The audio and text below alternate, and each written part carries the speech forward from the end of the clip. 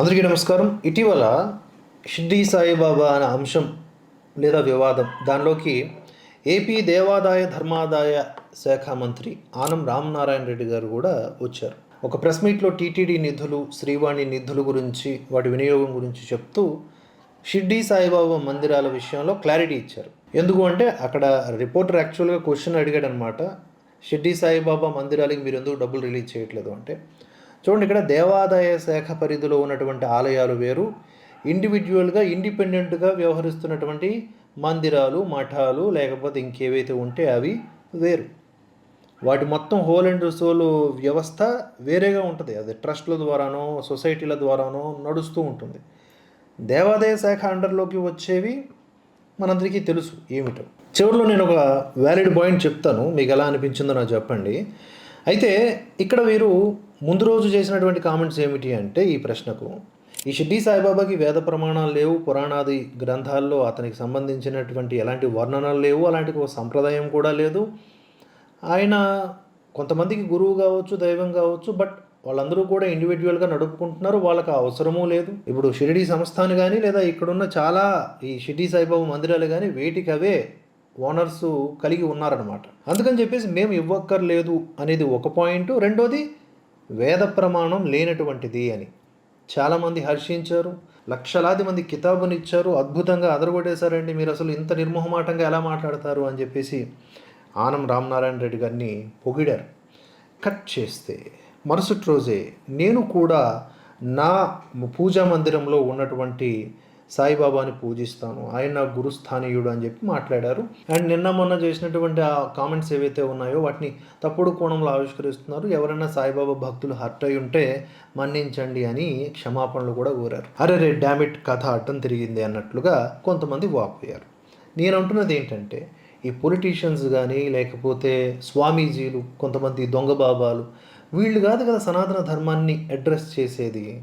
ఒకటి, మన ధర్మానికి అనుకూలంగా ఉంటే హర్షించటంలో తప్పు లేదు. ప్రతికూలంగా ఉంటే అవతలి వ్యక్తి ఎవరైనా ఎంత పెద్ద స్థాయిలో ఉన్నా, అతడు కాషాయధారుడైనా కద్దరు చొక్కావాడైనా మనం తప్పకుండా విమర్శిస్తాం. ఇందులో ఎటువంటి శేషభేషాలు లేవు. కానీ ఇక్కడ దేవాదాయ శాఖ మంత్రిగా ఉన్న వ్యక్తి ఆనం రామనారాయణ రెడ్డి గారు ముందు రోజు ప్రెస్ మీట్లో వేద ప్రమాణం లేదు సాయిబాబాకి అని చెప్పి, తర్వాత రోజు ఆయనే గురువు అని చెప్పినప్పుడు, ఆయన ముస్లిం అని ఖరాఖండిగా మనలాంటి వాళ్ళమందరం బల్లగుద్ది మరి సచ్చరిత్ర ఆధారంగానే ప్రస్తావిస్తున్నప్పుడు, ముస్లిం అయినటువంటి ఒక వ్యక్తిని దేవుని గదిలో పెట్టుకుని పూజిస్తున్న ఆయనకి దేవాదాయ శాఖ ఆ యొక్క పదవి అనుభవించడానికో లేకపోతే తద్వారా సేవలు అందించడానికో అర్హత ఏముంది అనేది ఒక సూటి ప్రశ్న. దానికి ఆయనే భవిష్యత్తులో సమాధానం చెప్పాలి. అయితే ఇక్కడ మనకున్నటువంటి ప్రమాణాల ఆధారంగా మాట్లాడుతూ ఉన్నాం. కానీ ఈ విషయంలో జరుగుతున్న రప్చర్ అంతా కూడా మీరందరూ చూస్తూనే ఉన్నారు. వాదనకి సరైనటువంటి వాదన అవతల వైపు నుంచి రాకుండా వాళ్ళు వేదన చెందుతూ కొన్ని రకాల అక్రమ కేసులు బనాయించి తిప్పించాలని చూస్తున్నారు. తిప్పించైనా నొప్పించైనా ఎలాగైనా సరే వీళ్ళ నోళ్ళు మూయించాలి అని. అవి మూయించడానికి కాదు కదా, వాళ్ళని మరలా వాయించడానికి ఇంకా ఇంకా సిద్ధమవుతూ ఉన్నాయి. ఇక్కడ మనం గమనించాల్సింది ఏంటంటే, సత్యం ప్రకటించేటప్పుడు ఒక దమ్ము, ధైర్యము, ఒక తెగువ, అసలు ఆ స్టేటసే వేరు. ఈ అబద్ధాన్ని నిజమని ప్రూవ్ చేసుకోవాలనుకునే వాళ్ళు నానా నరకం పడతా ఉంటారు. ఆడకెళ్ళి ఒక పాయింట్, ఈడకెళ్ళి ఒక పాయింట్, నువ్వు ఏడకెళ్ళి తెచ్చినా ప్రమాణమైనటువంటి వేదము, శాస్త్రము ఇత్యాది పురాణాది గ్రంథాల నుంచి నువ్వు తీసుకురాలేవు కదా. ఏవో లింకులు కలుపుకోవాలంతే. ఇక ఇప్పుడు కసబ్ అనేటోడు ఒక ఉగ్రవాది, లేదు అతడికి ఒక కాషాయ తాడు ఉంది కనుక అని చెప్పి స్టార్ట్ చేసామనుకో, ఒక 200 సంవత్సరాలు దాని మీద డిబేట్ చేయొచ్చు, పని పాట లేని వాళ్ళు. కానీ ఒక క్లారిటీ, వాడు పాకిస్తాన్ నుంచి వచ్చినవాడు, అట్లా దొంగదారిన వచ్చాడు, ఇంతమందిని పొట్టన పెట్టుకున్నాడు, పలానా రోజు ఉరి తీయబడ్డాడు, స్టోరీ క్లారిటీగా ఉందిగా. అయినా సరే కట్టుకున్న కాషాయతాడు మనల్ని తప్పుదోవ పట్టించడానికి ఆ పాయింట్ దగ్గర పడుకున్న వాళ్ళు చాలామంది ఉన్నారు. ఎందుకంటే వాళ్ళకి అది కావాలి, అదే వారికి ఆహారం, జనాల్ని మతిభ్రంశానికి గురి చేయడానికి.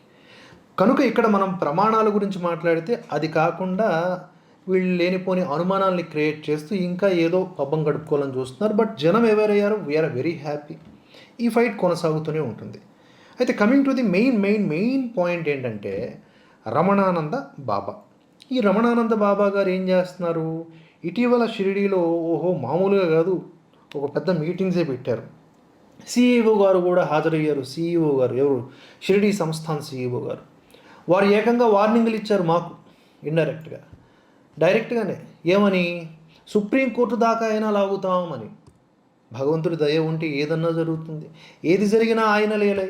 ఆ లీల ద్వారా ప్రపంచానికి ప్రకటితమవ్వాల్సిన నిజమేమిటో ఆయనకే తెలుసును కనుక సుప్రీంకోర్టు కాదు, ఐక్యరాజ్య సమితికి వెళ్ళినా కూడా ప్రాబ్లం లేదు. కాకపోతే వీళ్ళ నొప్పులు పడే విధానం చూస్తూ ఉంటే, నిజం స్పష్టంగా కనిపిస్తూ ఉంటే అది నువ్వు మాట్లాడుతున్నందుకు నీ మీద కేసులు పెడతా ఉంటున్నారు చూడండి. ఈ నియంతృత్వ ధోరణి, ఈ విపరీత పోకడ ఏదైతే ఉందో దాని మీద నిజంగా యుద్ధం చేయాలి. ఒక నలుగురు ప్రశ్నిస్తే వాళ్ళ గొంతులు మూయించేస్తే ఈ సమస్య సాల్వ్ అయిపోద్ది అనుకుంటే 2014 కాదు, 1992 నుంచి మొదలైంది ఈ గోల.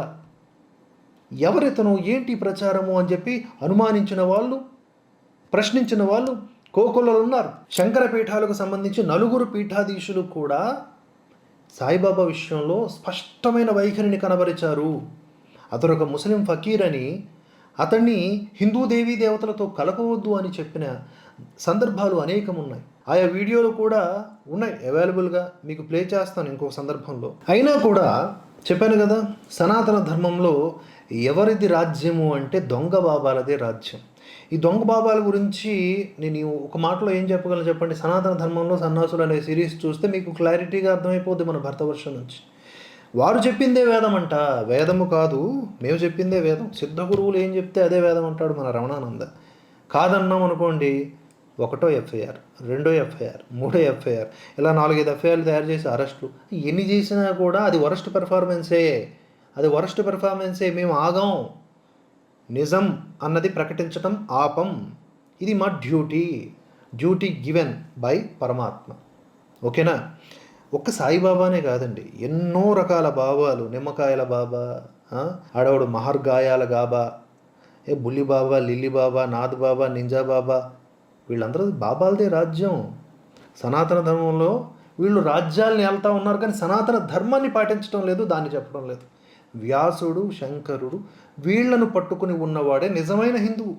వాళ్ళను మరిచిపోయి ఎవడైతే ఈ ధ్యానం పేరుతో స్టైల్గా మాట్లాడతారు కదా, స్టైల్గా మాట్లాడి అక్కడక్కడ స్మైల్ ఇస్తూ ఏదో మెస్మరైజింగ్ టెక్నిక్స్తో, మోటివేషనల్ స్కిల్స్తో మాట్లాడుతూ ఉంటారు చూడండి. అలాంటి వాళ్ళు ఎవరైతే ఉన్నారో వాళ్ళందరినీ కూడా నమ్మిన వాళ్ళు ఎప్పుడూ కూడా చీకట్లోకి నెట్టబడతారు. ఇవాళ కాకపోతే రేపైనా. వాళ్ళందరూ ఎవరో నా నోటి ద్వారా చాలా సందర్భాల్లో చెప్పాను. అయితే మెయిన్ పాయింట్కి వచ్చేస్తాను, ఇప్పటికే లాగ్ అయిపోయింది. ఈ సిద్ధగురువుగా తనను తాను చెప్పుకునేటటువంటి అష్టసిద్ధులు కలిగినటువంటి రమణానంద గారు, అసలు వీరికి భాష మీద పట్టుండదు. ఎన్ని రకాలైనటువంటి అక్షర దోషాలు.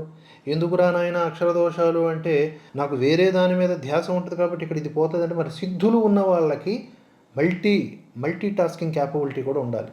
దోషాలనే తగ్గించుకోకపోతే, దోషాలనే నివృత్తి చేసుకోకపోతే, ఇది అక్షర దోషాలని, ఇంకా మనం సిద్ధుల్ని ఎలా ప్రదర్శిస్తామండి? a+b² = a² + b² + 2ab. అలా కాదు గజి బిజీ అన్నాం అనుకోండి, లాస్ట్లో ఆ ఫార్ములాతో ఏదన్నా సాధించగలమా? ఇప్పుడు పలానా స్విచ్ నొక్కితేనే పలానా బల్బు ఆన్ అవుతుంది అని ఒకటి ఉందిగా. అక్కడ దోషభూయిష్టంగా నేను వేరే ధ్యానంలో కరెంటు పెగ్గలో వేలెట్టేస్తానంటే పోతావు. అర్థమైందా? అలాగే బీజాక్షరాలు ఇవన్నీ కూడా స్పష్టమైన ఉచ్చారణతో పఠించాలి.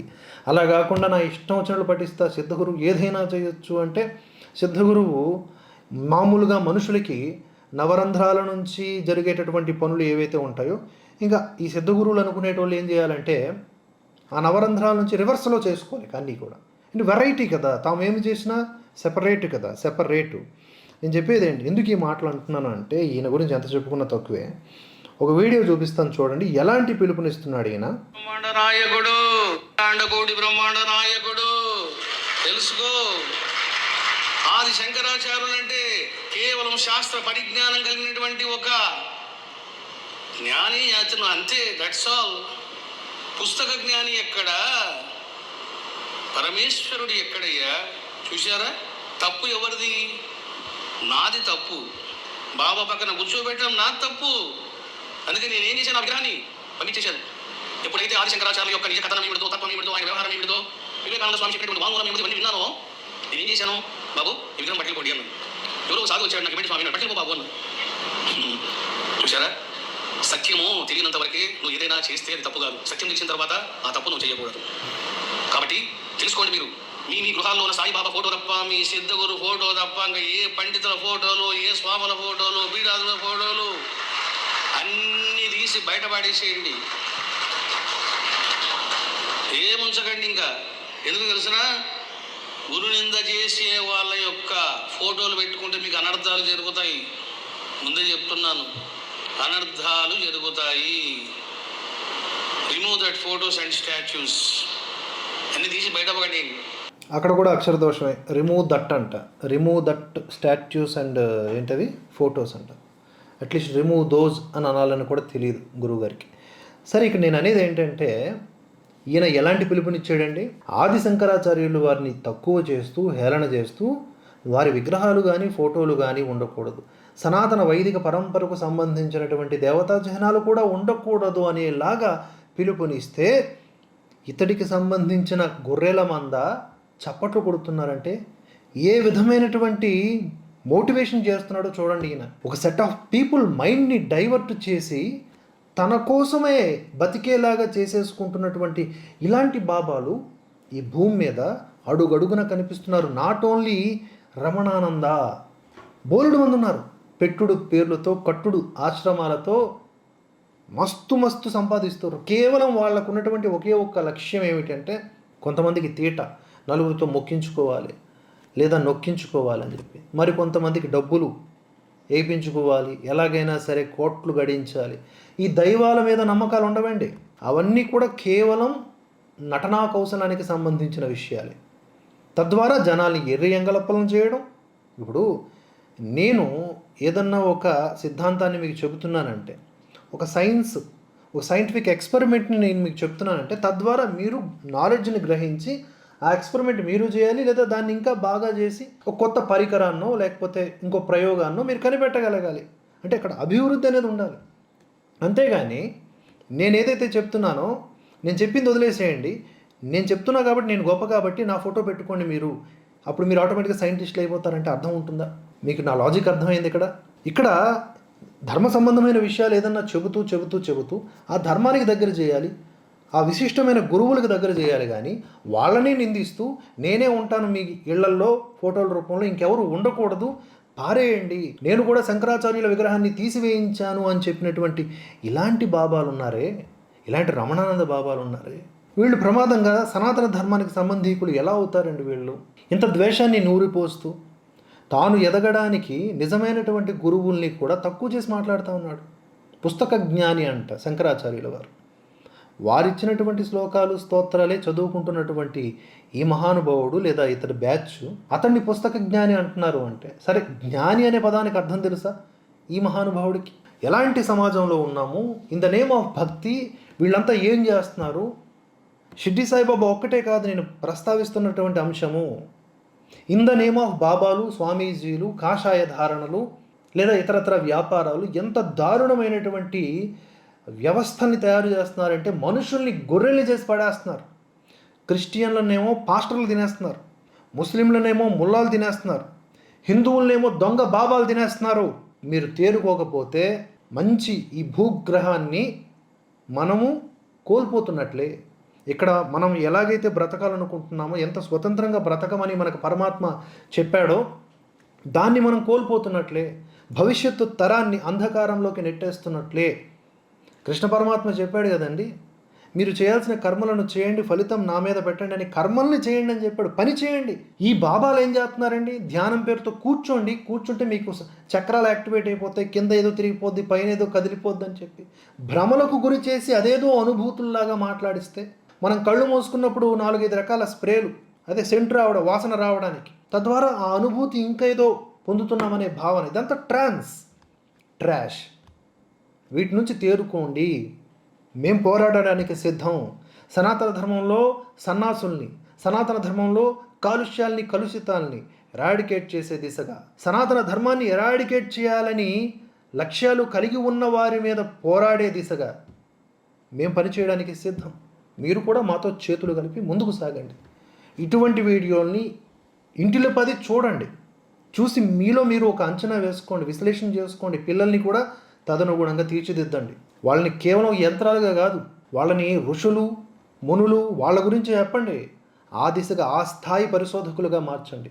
నిజమైన హిందువుగా బ్రతకండి, బ్రతకనివ్వండి, బ్రతుకు నేర్పండి. మరో అంశంతో మళ్ళీ కలుసుకుందాం. జై హింద్, జై భారత్.